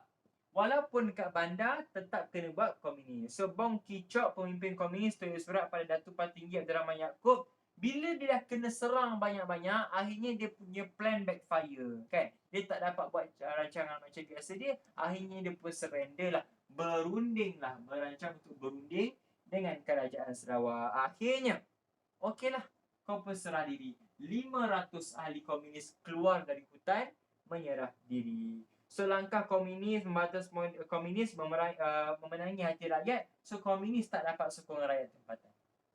Macam ni lah, senang cerita lah. Kalau korang tak faham lagi lah. Komunis ideologi yang orang tak suka. Okay. So untuk orang sukakan dia, dia kena memenangi hati rakyat. Masalahnya, cara dia memenangi hati rakyat salah. Dia buat apa? Dia trigger rakyat. Dia ingat rakyat akan manja-manja lah dengan dia. Serang sana, serang sini. Hancurkan telefon. Dia ingat rakyat nak merayu lah. Dia, tolonglah komunis, tolong. Tak adanya. Kerajaan takkan menyerahkanlah pada pengganas. Kan? So apa yang, itu sebab kalau awak tengok movie, dia kata, kerajaan takkan berunding dengan pengganas. Sebab mereka tak diiktiraf, tak berdaulat pun. Buat apa nak berunding dengan diorang, betul tak? Kan? Buat apa nak ikut cakap diorang? Kan? So sekarang ni, kalau komunis cara dia memenangi hati rakyat sudah salah, maka kerajaan lah pula memenangi hati rakyat dengan cara yang betul. So inilah cara dia. Macam mana? Lindung rakyat tersebut. Yes. So ni faham? Okey. So tandatangani perjanjian Datuk Patinggi Abdul Rahman Yaakob, Ketua Menteri, tentang memorandum persefahaman di Rumah Seri Aman. So anggota CCO akhirnya serah diri lepas perjanjian. Serah diri. So akhirnya bila CCO dah habis, maka komunis kat Sarawak pun habis. So kerajaan Malaysia membatalkan Sekatan Keselamatan, batalkan Reskom, batalkan operasi Hammer di Kuching Serian. Okay, so semuanya sudah tamat, tak ada lagi dah komunis. Okay, so langkah dia mudah je, operasi Hammer. Lepas tu bahagian ketiga dan Jala Raja, ngayau kat bahagian ketiga operasi dia. Kan, lepas tu ada Reskom bahagian ketiga, operasi Seri Aman. So ending dia di Seri Aman. Okay, dia serah diri di Seri Aman. So perjanjian damai antara komunis diadakan akhirnya lah, bila dah habis semua ni 1990, perjanjian damai menamatkan ancaman komunis. So itu yang saya kata. 48 sampai 60 hari tu yang komunis buat hal kat tanah Melayu, 14 hari kekosongan politik kan, lepas tu serang Bukit Kepong lah apa semua tu, itu komunis. Tapi adakah komunis sudah habis? Belum. Saya cakap belum kan. Dah merdeka pun dah habis ke? Belum. Ni dah merdeka, dah Malaysia dah. Komunis buat hal lagi. So dia nak republik tu, dia gunakan Malaysia punya isu tu. Ini boleh cucuk jarum ni. Macam tu. Okay. So usaha lain untuk menangani ancaman komunis. Ada usaha lain, contohnya, usaha lain ni tak adalah banyak sangat. Cuma adalah. Okay, adalah usahanya kan. Okay. Berapa lama masa yang kita ada lagi? 11-18 lah. Sampai pukul 12 boleh ni? Boleh? Tahan tak? Cuba sampai pukul 12 ya. Okay. Rancangan penempatan Goodsir. Goodsir 30 Jun 65. Goodsir. Bila nama orang putih bersempena nama orang ke, pokok ke, haiwan ke, benda? Orang. Sempena nama David Goodsir, pemangku kerjasama. Okay. Lepas tu 22 Julai pula ada operasi Letterbox. Letterbox pasal apa? Letter, surat. Box, kotak surat. Bermakna nak tahu maklumat pasal kegiatan komunis. So kerajaan membuka pertempatan penduduk semula Sarawak di Simbunan, Baratok, Tapak. Lepas tu ada Operasi Harapan. Bila harapan maksudnya apa? Memberi harapan baru kepada komunis. Okeylah, you are free. So Tunku Abdul Rahman memberikanlah pengampunan. Siapa serah diri, saya ampunkan mereka. komunis. Nampak tak? Kita orang Melayu, orang Malaysia punya baik kan. Dia buat tahi dengan kita pun, kita boleh deal lagi dengan diorang. Boleh bagi diorang free lagi. Itulah keistimewaan orang kita. Okay. Kat info Sarawak ni, info sejarah juga. Dekat Sarawak, pemberontakan komunis berlaku melibatkan parti komunis ke Kalimantan Utara, mencabar bekas tanah jajah British. NKCP menentang penggabungan Sarawak dan Persekutuan Malaysia kan. Itu sebab dia buat macam-macam. Dia sokong pemberontakan Brunei, serang gerila kan. Lepas tu pemberontakan komunis dicetuskan pemberontakan Brunei. Lepas tu pemberontakan komunis Sarawak disokong oleh Indon. Tadi dah ikut. Lepas tu dua pembentukan tentera utama NKCP, pasukan gerakan rakyat Sarawak, pasukan gerila rakyat Sarawak, tentera rakyat Kalimantan Utara Kalimantan, dan pasukan rakyat Kalimantan Utara, Paraku. Macam saya cakap, kalau awak tak hafal nama penuh, nama pendek sudah memadai dekat dalam exam. Okay, cuba hafal lah, cuba hafal. Okay, dah settle dah. Itu untuk komunis di Sarawak. Sabah ada komunis tak Sam? Ada, tapi tak aktif. Jadi wajar tak diceritakan di buku teks? Tak perlu. Okay, next. Macam biasa, hari tu 48 sampai 60. Okay, 48 sampai 60, komunis buat hal sampai darurat terpaksa dilancarkan. Maka sekarang dekat Sarawak dah habis dah 48-60 ni. Dah Malaysia dah ada, komunis buat hal lagi. So bila nampak komunis kat Sarawak buat hal, komunis kat Tanah Melayu yang sorok-sorok kat hutan tu, nampak inilah peluang diorang untuk bangkit semula. Maka mereka pun buat hal lah. So Parti Komunis Malaya dia pun buat comeback lah, mengancam balik keselamatan negara. So dia membunuhlah orang awam, serang pegawai keselamatan kan. So musnahkan kemudahan awam. Ini kan cara dia. Ini style dia, cara gerila dia kan. Musnahkan kemudahan awam, serang pasukan keselamatan, serang pegawai kanan polis kan. Dia serang hendak dekat pegawai polis pasukan keselamatan di Keruh Perak. 16 anggota keselamatan maut. Lepas tu dia serang, dia tembak ketua polis negara, okay, di KL. Dia tembak. Ketua polis negara tu tengah berjalan. Rasa semua ni sebab Israel. Bukan. Dia nak kait dengan Israel boleh nanti. Okay, nanti. So dia menembak ketua polis negara di KL. Lepas tu dia menembak pula ketua polis Perak. Kalau awak tak ingat nama, adalah nama ni, Tan Sri Abdul Rahman Hashim, ketua polis KL. Oh, peristiwa 13 Mei. Salah lah. Okay. Lepas tu ketua polis negeri Perak, Tan Sri Ku Chong Kong, dan pemandunya di Ipoh. Yang ni 75, ni 75, ni 74. Nampak tak? Dia punya insiden ni 68. Insiden dia yang tembak ketua polis ni dah habis dah 69. Betul tak? 13 Mei 69 dah habis dah. Tapi tetap tembak. Maknanya dia masih nak provoke lagi. Dia nak kata, korang rasa korang selamat ke? Ketua polis pun kita orang boleh tembak, apa tak lagi korang? Dia nak mewujudkan rasa tak selamat tu. Rasa, alamak takut je kita orang. Tapi kena ingatlah, rakyat Malaysia ni semangat lain macam tu. Tak takut. Ni cerita ni ada ketua polis Perak ni. Korang boleh tengok kat YouTube. Dia ni dengan driver. Dia masa tu tengah drive kereta. Pemandu dia tengah drive kereta dekat traffic light. Okay, dekat junction traffic light. Dia nak bergerak, tiba-tiba banyak motor datang dari pelbagai arah. Kepung dia, tembak ketua polis tu. Lepas tu kepung laluan lah. Lepas tu satu motor tu datang dari arah tepi kot rasanya. Tembak ketua polis tu, tembus kepala. Dengan tembak pemandu tu ke depan. Mati. So satu-satunya kereta yang kat situ adalah kereta pemandu tu dengan kereta ketua polis Perak. Kejam.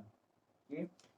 So bulan Julai pula 69, seorang wanita disiksa hingga mati di Sintok Kedah.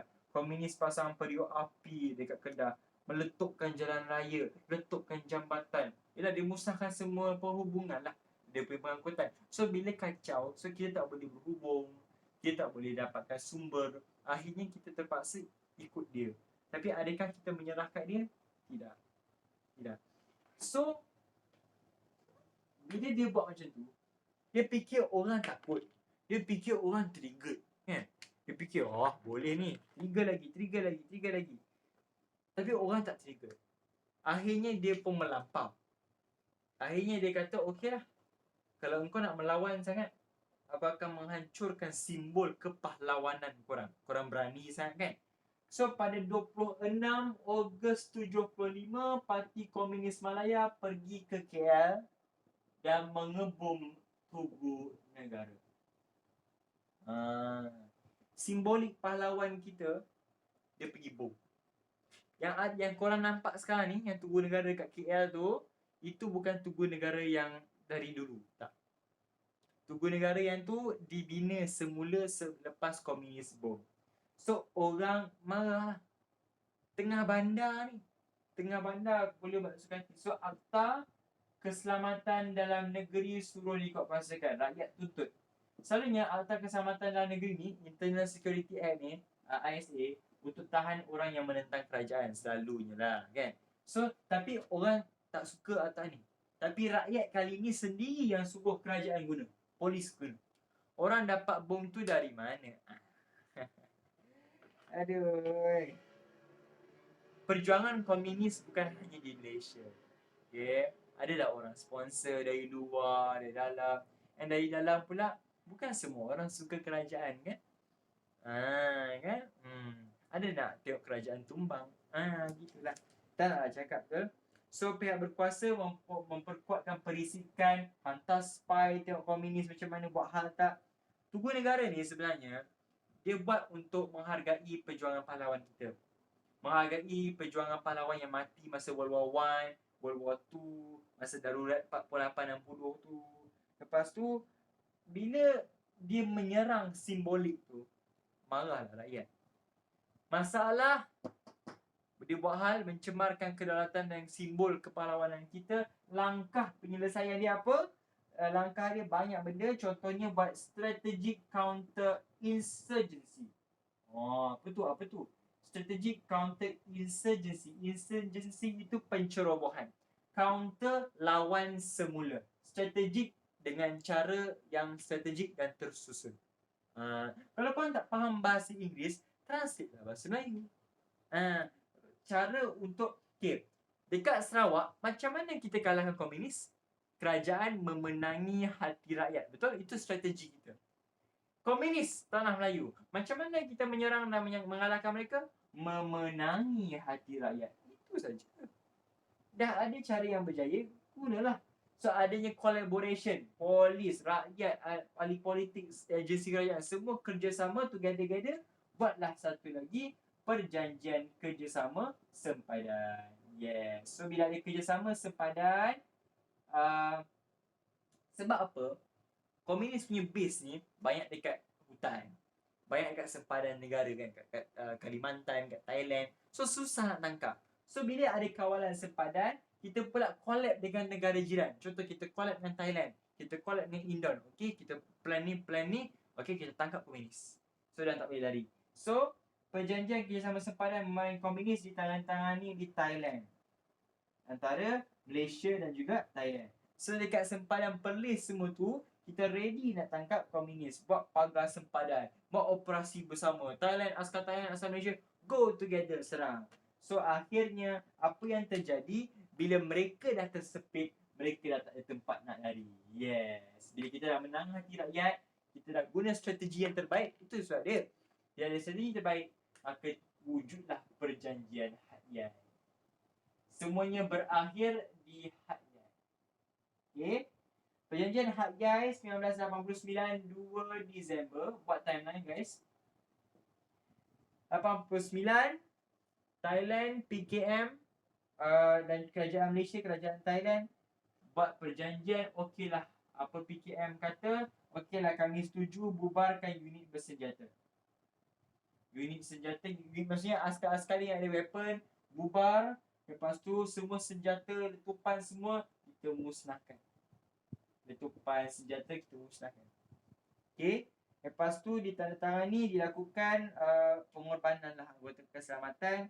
So akhirnya bila unit bersenjata dah tak ada, semua dah tak ada, lepas tu dia menyerah diri pula tu, komunis di Malaysia. Okay? Itu sebab 1990 saya kata kan, baru komunis habis. Inilah penamat dia. Pemimpin dia masa tu Chin Peng lah, kalau korang tahu kan, Chin Peng. Yes. Tamat. Maka kita masuklah ke dah 11.5, masuklah ke 6.4. Itu je pasal komunis. Kalau awak perasan lah, apa poin utama dia? Memenangi hati rakyat. Itu je. Kat mana lokasi je berbeza. Sarawak, cara dia. Lepas tu Melayu, Semenanjung Malaysia. Cara sama macam operasi BRICS. Kita dah belajar masa form 4 kan. Nampak tak? Dia akhirnya sejarah ni dia pimai tangku. Sebab sejarah dicipta oleh manusia, orang yang buat setiap tindakan. Orang biasanya bila nampak sesuatu benda tu menjadi, bila masalah yang hampir sama berlaku lagi, dia gunalah cara sama nak selesaikan. Kan? Apa masalahnya? Macam tu lah. Macam awak lah. Tapi macam awak, kalau contoh awak tahu crush awak tak perasan awak, kenapa awak nak buat benda yang sama untuk dia notice awak? Memang dia takkan notice. Sebab benda cara yang sama. Lain lah. Kalau contoh awak buat exam, awak tahu cara strategi awak belajar kat rumah tu mampu untuk berjaya straight A dalam exam. Gunalah strategi yang sama, improve sikit-sikit. Sama lah dengan ini. Takkanlah awak tahu awak fail at maths sebab awak tak buat latihan. Tapi apa awak improve tak? Tak, latihan still tak buat ke? Homework tak buat. MX susah lah cikgu. Akhirnya MX teruk juga. Lepas tu awak salahkan cikgu, salahkan takdir, salahkan diri awak sendiri. Sebab apa? Sebab awak tak ubah cara. Kalau awak dah berjaya, guna cara yang sama, boleh. Macam ni lah. Cara berjaya dekat darurat, cara berjaya kat operasi BRICS, diulang balik ala-ala sama operasi. Tukar nama Hammer. Lalu sekarang kat Semenanjung Tengah Melayu, memenangi hati rakyat juga. Sama saja. Sebab musuh yang dihadapi, musuh yang sama. Lokasi berbeza. Trivago. Gitu iklan Trivago pula. Habis. So masuklah 6.4, 6.5. Tak banyak yang nak ditekankan pun 6.4, 6.5. Tak banyak. Nama Ilu, ada apa-apa soalan sebelum saya teruskan 6.4, 6.5? Oh, korang berjaya tahan bagus. Kita ada lagi, okay lah, 20 minit nak kita nak terangkan kan, explain. Saya teruskan. Okay. Saya start pukul 10. Kan? Tadi saya masih malu. Start pukul 10. 11.30, sejam setengah korang dah berjaya 6.1, 6 sampai 6.3. Power korang. Power. Very good. Lepas tu tak ada soalan pula tu. Ya Allah, bagus ni korang. Memang cemerlang lah. Macam Hani kan, Hani Umairah. Dia dulu katanya lah, dia clueless tau pasal syllabus form 4. Dah masuk kelas, bila masuk dapat markah tinggi untuk kertas 1. Sangat tinggi. Saya pun bangga sangat. Saya touchy nak nangis rasa. Serius. Sebab dia menunjukkan dia working. Sebenarnya cara saya mengajar tak macam biasa saja. Cuma awak lagi faham. Bila awak lagi faham ni, dia biasa kan? Kalau cikgu ajar susah nak faham kan? Kalau kawan ajar, dia lagi faham kan? Dia biasa macam tu kan? Kat sekolah pun sama. Cikgu ajar, ya Allah susah, ya Allah faham, ya Allah. Ya cikgu membaca. Lepas tu buat latihan sendiri kan? Tapi kalau kawan explain, faham tu kan? So jadikanlah saya kawan awak. Awak faham lah kan? Jangan fikir saya ni cikgu awak. Sebab nanti awak punya mindset tu, cikgu ajar mesti tak faham, mesti susah ni. Saya pula sedaya upaya menjadikan style saya mengajar awak seolah-olah saya ni kawan awak, bro awak, let loose, cut loose, kan? Alright, boleh? Teruskan dengan 6.4. 6.4, isu pembangunan dan juga ekonomi. Pembangunan dan ekonomi ada masalah juga. Pembangunan dan juga ekonomi. Yelah, kita nak bangunkan negara perlukan pembangunan dan ekonomi yang maju, yang mampan, yang kuat. Betul tak? So, sekarang ini macam saya cakap tadi, dekat Sabah Sarawak dengan satu negara, rancangan pembangunan 5 tahun. Okay? Rancangan pembangunan 5 tahun. Kalau awak dengar kat berita, rancangan Malaysia ke-12. Korang dengar tak benda tu? Pernah kan? Dia bermula dari rancangan Malaya pertama. dah belajar form 4. Lepas tu rancangan Malaya kedua, kan? Ada buku merah semua tu. Lepas tu sekarang rancangan Malaysia pertama. Malaya, Malaysia beza. Sui. Dah masuk Sabah, Sarawak, Singapura. Singapura keluar. Masuk rancangan Malaysia pertama, Singapura, Sabah, Sarawak. Maka perlunya rancangan untuk pembangunan ekonomi nasional kat setiap negeri. So Sabah Sarawak bila masuk itu sebab dia ubah nama tu. Dia ubah strategi untuk membangunkan mereka. So melibatkan Sabah Sarawak, okay, isu-isu dia macam mana, kan? Macam saya cakap, bab ni simple. Masalah, siapa punya masalah, cara laksanakan. Siapa punya masalah yang kita nak fokuskan? Sabah dan Sarawak. Masalahnya apa untuk ekonomi? Yang pertama, awak boleh tahu sosioekonomi penduduk rendah, pendapatan rendah, betul? Ramai kat pedalaman, rumah kampung. Ini logik tau. Ini awak tak perlu hafal buku teks sebab awak boleh tahu. Sabah Sarawak masalah. Lagi. Masalah pengangkutan. Lagi perhubungan. Saya dah bagi tahu tadi, Sungai Rejang apa semua kan. Lepas tu, kurangnya bantuan kewangan. Bantuan kewangan macam contoh beasiswa, scholarship tetap untuk pendidikan. Sebab apa, kat sekolah, nak pergi sekolah pun kena sampai naik sampan lah. Belajar tak cukup internet. Bang, internet kita bersyukur walaupun kita mencarut setiap hari Unify slow. Dekat sana Unify pun tak ada. Kalau nak ada pun makan masa. Awak rasa kampung-kampung orang asli semua tu ada wifi ke? Tak ada. Kita dah berapa lama merdeka, tapi macam itu juga. So inilah cara dia. Setiap 5 tahun kita improve plan. Kenapa rancangan pembangunan 5 tahun?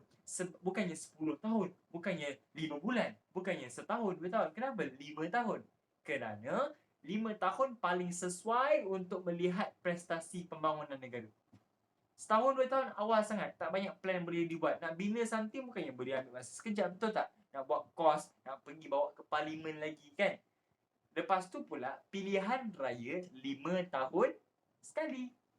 Kalau saya jadi wakil rakyat, okey, saya diberi masa 5 tahun nak bangunkan negara, let's go. Macam tu. Itu sebab 5 tahun. Sejajar dengan pembangunan negara. Yes. Ni kalau kibat keluar struktur keluar, jawab. Kalau rasa sesat, kembali ke pakar jalan guna PES. Yes. Okay. Lepas tu apa lagi? Maksud taraf hidup, taraf pendidikan masih lagi rendah. Bila semua rendah, kita kenalah naikkan semula. Betul tak? Okay, kalau taraf hidup berbeza. Okay, cantik. Okay. Kita dah tahu 4 masalah ni. 4 masalah utama. So, rancangan pembangunan 5 tahun, rancangan Malaysia pertama, dia nampak. Okay, kalau contoh ekonomi. Okay, kalau contoh ekonomi, kita bergantung sangat pada getah dan biji timah. Harga bahan mentah jatuh. Lepas tu, kita terlalu bergantung pada teknologi. Diorang tak ada teknologi. Betul. Sarawak kan. Dia tak kuno, masih tak cukup. Lepas tu, petani pendapatan rendah. Pertanian komersial kurang sebab kita guna pertanian secara diri. Apa langkah nak settlekan? Kalau pertanian secara diri, kita tingkatkan kepada pertanian komersial. Jadikan semua benda dia tu komoditi negara. Pelbagaikan. Tak payahlah bergantung pada biji timah saja. Ada penyelesaian dia. So, kita tingkatkan lagi kegiatan ekonomi, industri pemprosesan. Gitulah. Lepas tu apa lagi? Mencari pasaran baru untuk getah dan biji timah. Benda tu ada banyak. Cuma kadang-kadang kita pergi jual kat negara yang sama, akhirnya negara tu pun bosan lah. Akhirnya negara tu pun ada hasil dia sendiri juga. Takkan nak ambil hasil kita je. Pergi negara lain jual. So, dapat keuntungan. Lepas tu lagi mempelbagaikan tanaman. Contoh kalau tadi, asyik-asyik padi, asyik-asyik biji timah, asyik-asyik itu, asyik-asyik benda yang sama, pelbagaikanlah. Kita letaklah koko, kan? Kelapa sawit. Ini kan dah buat tadi. Nanti ulang balik. Lepas tu isu yang kedua, taraf hidup berbeza. Kenalah ada program pembangunan yang bersepadu. Program pembangunan bersepadu untuk majukan taraf hidup rakyat. Kita ada rancangan pembangunan 5 tahun. Tak ada rancangan Malaysia pertama, rancangan kedua, rancangan ketiga. Lepas tu, kalaulah taraf hidup berbeza, ingat tak jawapan seperti seekor burung? Taraf hidup meningkat, pengangguran berkurang. Lepas tu pendapatan meningkat. Macam mana nak kurangkan pengangguran? Nak tingkatkan pendapatan? Tambah peluang kerja. Tambah aktiviti perkilangan, pembuatan. Sebab bila nak buat benda kena guna orang tak? Kena guna orang. Barulah diorang digajikan, dapat duit. Lepas tu mempercepatkan integrasi penduduk Malaysia. Lepas tu dapatkan bantuan Bank Dunia. So Bank Dunia ni, kan Bank Dunia ni seolah-olah macam bagi pinjaman lah, bagi grant. So kita boleh membangun dengan baik. Betul tak? Okay. So apa lagi? Kalau contoh peluang pekerjaan meningkat, peluang pekerjaan terhad, kadar pengangguran meningkat. Satu, peluang pekerjaan. So lagi pusat latihan teknik vocational pun boleh dah dibentuk. So bila kita dah pandai teknik vocational, kita dah pandai mengimpal, dah pandai pergi petroleum jaga apa oil rig tu kan. So dah pandai, dia ada teknik. So bolehlah menyiara kehidupan. Yes, as simple as that. Kalau ni isu pendidikan, ini isu ekonomi. Kalau isu sosial pula, kalau contoh isu sosial, masalah kesihatan. Contoh, kita tahu dia nak dapat ubat, akses ubatan susah, kan? Lepas tu hak wanita. Bila orang kampung pedalaman diorang masih percaya bahawa wanita ni status dia kurang sikit daripada lelaki. Ialah pengetahuan kurang lagi, kan? Pendidikan tak sampai level tinggi. So diorang tak faham lagi kepentingan tu. Diorang rasa lelaki ketua, so wanita kurang. So lepas tu hak wanita dari segi kehamilan terhad memperoleh kesihatan terbaik. Betul tak? Kurang kemudahan perkhidmatan kesihatan profesional untuk ibu mengandung. Lepas tu kadar kelahiran tak normal. Kadar kematian tinggi. Kenapa kadar kematian tinggi? Akses perubatan kurang. Ubat tak ada. Sakit matilah. So macam mana cara nak improve? Kalau untuk hak wanita semua tu, kurangkanlah kadar kelahiran. Sebab tadi tak normal. Bila kita kurang kadar kelahiran, so rakyat yang lahir pun kurang ramai. Dia tak ramai, senang tak nak uruskan? Senang. Lepas tu, lagi, bila kurangkan lagi, macam mana nak kurangkan kelahiran? Buatlah program perancangan keluarga. Senanglah. Perancangan keluarga. Lepas tu, isu utama kesihatan. Klinik tak ada, itu tak ada, ubat tak cukup. Buatlah klinik. Tingkatkanlah infrastruktur kesihatan. Dia bagi masalah, settle masalah tu. Faham? Kalau contoh dalam exam awak, masalah dia bagi kesihatan. Awak settle dengan cara apa? Kita kena menukar pemimpin politik. Itu cara politik. Dia bagi sosial kesihatan. Betul ke salah awak buat? Salah. Sejarah jawapan straightforward. Tak perlu menyimpang. Kalau awak nak menyimpang, tunggu masa awak tengah buat huraian-huraian jawapan seperti seekor burung awak tu, buat huraian contoh. Barulah awak tunjukkan. So kenalah bekerjasama barulah usaha ini berjaya. Dah settle lah 6.4. Sebab 6.4 ulang balik saja. Betul tak? Okay.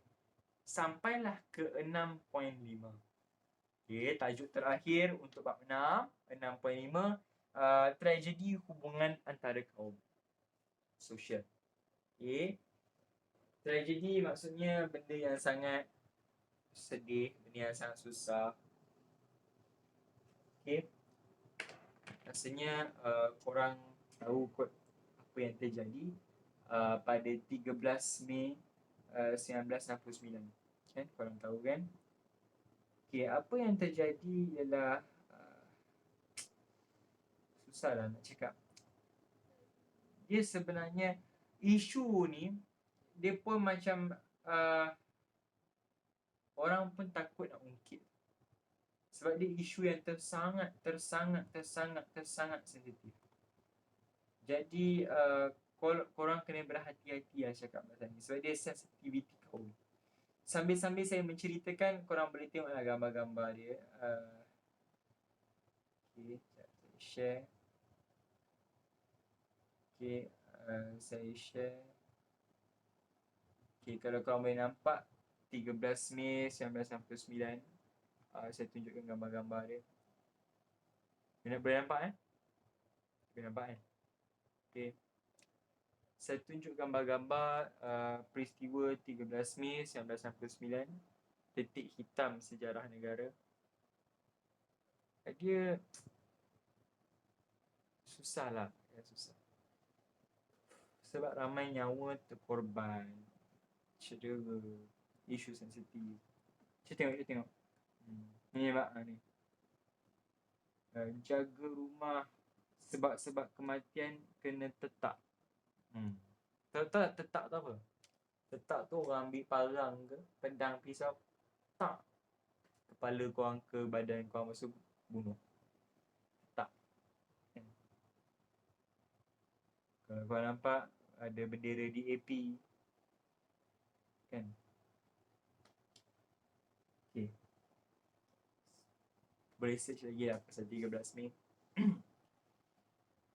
Okay, sambil tu saya cerita kat depan Okay, tragedi hubungan antara kaum, rusuhan kaum berlaku pada semakin jauh pun. Okay, rusuhan kaum berlaku pada 13 Mei 1969. Okay, semua orang tahu tarikh ni. Lebih tertumpu kat kawasan bandar KL, Selangor, area-area tu. Dia faktor dia, sebab dia ialah keputusan pilihan raya. Okay, saya rasa saya dah pernah cerita kot kan. Okay, saya dah pernah cerita rusuhan kaum ni jadi sebab ketidakseimbangan ekonomi dan sosial. Okay, kena ingat masa tu Melayu dengan Cina lah terutamanya tak stabil, hubungan berantakan. Dia perpaduan tu ada selepas merdeka kan, cuma tak strong. Sebab Cina masih mendominasi ekonomi, Melayu ketinggalan. Tadi Melayu memimpin, jadi pemimpin. Jadi dia ada pertelagahan di situ.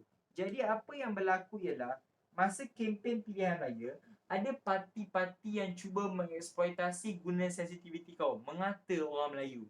Lepas tu yang tu pula mengata orang Cina. So dua-dua parti tu gunakan kaum as bahan kempen. Jadi orang bengang lah, tak puas hati. So apa yang jadi kemudiannya, masa PKM pula, Parti Komunis Malaya, dia ambil kesempatan. Dia melaga-lagakan penduduk di PKM, menggoncang kestabilan agama. So parti berkempen guna sentimen perkauman. Lepas tu apa yang jadi ialah guys, aku pernah cerita itu kan, pilihan raya ni, pilihan raya PRU 1969, sebabkan orang Melayu semakin goyah, perpaduan pada semakin goyah, parti Cina, parti DAP memperoleh kerusi yang lebih banyak di Dewan Rakyat. Menang banyak kawasan kat KL dengan Selangor, tu utamanya lah. Okay, dia hampir berjaya mengalahkan Parti Perikatan, Parti Tunku, Parti UMNO, MCA, MIC.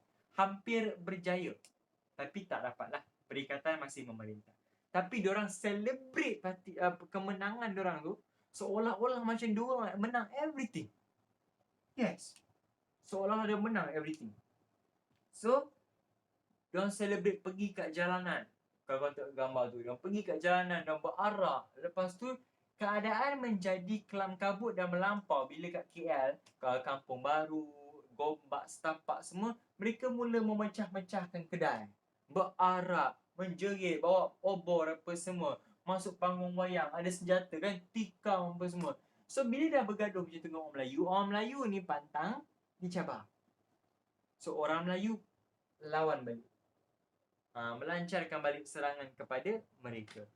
Jadi bila melancarkan serangan balik kepada mereka, itulah yang menyebabkan mereka pun naik angin. So bila mereka naik angin, so they celebrated with murder. Bukan, macam mana cakap kan dah kata sebelum pilihan raya dah memang sentimen kaum tu dah wujud. Melayu Cina tak berapa ngam, tunggu masa je nak meletup benda tu kan. Bila dah boleh pula parti itu menang besar, bukan menang pilihan raya tu, means menang banyak kursi daripada dulu, menunjukkan bahawa rakyat dah tak suka dengan orang Melayu punya kepimpinan. Dia macam belagak lah, macam diorang menang, macam diorang ketua kat kawasan tersebut, belagak over. So bila nak celebrate, diorang celebrate pun melampau lah. Mereka pun celebrate melampau lah. So bila mereka celebrate melampau sampai membunuh, memporak-perandakan, membuat kekacauan, akhirnya rusuhan kaum berlaku. Melayu pun berarak juga melawan orang. So berlaku pertempuran di bandar, rusuhan di bandar. So dia punya kehancuran tu memang tak dapat di-imagine. So apa yang terjadi, kerajaan banyak benda yang diorang buat untuk mengelakkan pergi kat bandar lain. Sebab bandar lain pun ada Melayu dan Cina. Takut bila diorang nampak KL dan Singapura, KL ni ibu negara tau, tapi benda ni jadi. Takut benda rusuhan ni merebak sampai ke kampung, sampai ke bandar lain, Ipoh ke Pening. Dia takut. So kerajaan kena cepat bertindak. So ini 13 Mei, timeline 13. 16 Mei terus diisytiharkan darurat seluruh negara. Okay, yang di-Pertuan Agong diisytiharkan darurat. Perlembagaan digantung, parlimen ditangguh, pusat perlindungan di tempat semasa darurat diwujudkan. Lepas tu pihak polis menguatkuasakan perintah berkurung. AJK kena susun semula penerangan, jawatankuasa penerangan. Semua berita pihak media ditapis. So tak ada maklumat pasal komunis ke, komunis tak ambil kesempatan, tak ada. Kerajaan pastikan bekalan makanan sampai kepada rakyat, terutama di pusat perlindungan. Tadi ada pusat perlindungan kan, sampaikan makanan. Pusat perlindungan ni maksudnya siapa yang kena serang komunis area dia tu pergi ke pusat tu. So dilindungi oleh polis semua lah. Semangsa rusuhan dipindahkan ke pusat perlindungan baru. Okay, kalau imagine kat KL dengan Selangor, tempat besar mana yang boleh lindung ramai orang? Stadium Merdeka. Masa tu tak ada KLCC lagi, tak ada KL Convention Center, tak ada lagi. Kan tak ada Stadium Shah Alam, tak ada. So pergi kat Stadium Merdeka. So pihak berkuasa pagar kawasan Kampung Baru. Kampung Baru yang dekat tengah-tengah KLCC tu, dia pagarkan semua jadi kawasan perintah berkurung yang besar. Kampung Baru besar. Masalahnya ialah, kalau orang Cina marah sangat dengan Melayu, Kampung Baru tempat orang Melayu. Dia marah dengan Melayu, dia nak lepaskan everything. Dah menang kononnya. Nanti Kampung Melayu menjadi mangsa, Kampung Baru jadi mangsa, orang Melayu jadi mangsa, betul tak? Jadi dia pagar, dia protect orang Melayu tu. Okay. Itu langkah yang cepat, langkah yang pantas. So darurat dibuat. So lepas 16 Mei, adakah dengan hanya melancarkan darurat cukup? Tidak. Takkan menyelesaikan perkara secara final. Akhirnya Agung pun memperkenankan penubuhan Mageran, Majlis Gerakan Negara, dipengerusikan Tun Abdul Razak. Okay, ahli Mageran. Mageran ni untuk memastikan keamanan terjaga balik. Tak nak kecoh-kecoh lah, tak nak kacau bilau. Maka sesiapa yang menjaga keamanan, dialah anggotanya. Contoh, ahli pegawai awam. Pegawai awam means orang yang kerja dengan kerajaan. Polis, pegawai polis, pegawai tentera yang jaga keamanan semua, itulah anggota Mageran. Pegawai tinggi polis, pegawai tinggi tentera, pegawai perkhidmatan awam. Sini.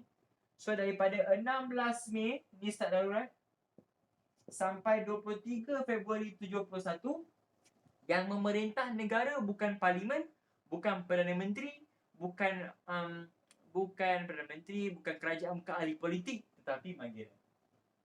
Inilah darurat sedarurat yang real punya. Sebab perlembagaan dah gantung, parlimen ditangguh, betul tak? So kerajaan tak ada function dah. So Mageran yang mentadbir negara. So dua masalah yang kena handle lah. Perpaduan satu. Macam mana nak satu padukan balik negara selepas isu yang sebegitu besar? Macam mana nak bangunkan balik ekonomi antara kaum? Dan dua-dua bergaduh macam tu. Ketidakseimbangan ekonomi. Sebab Cina dominate ekonomi, Melayu pula hanya ekonomi kat tradisional saja kan, kampung. Macam mana? So tanggungjawab Mageran mengembalikan keamanan undang-undang. Keamanan undang-undang. Okay.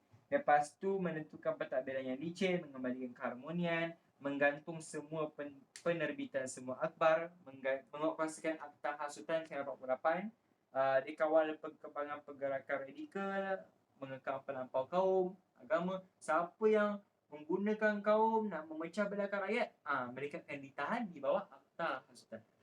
Boleh? Okay. Raja pun ada juga peranan dia.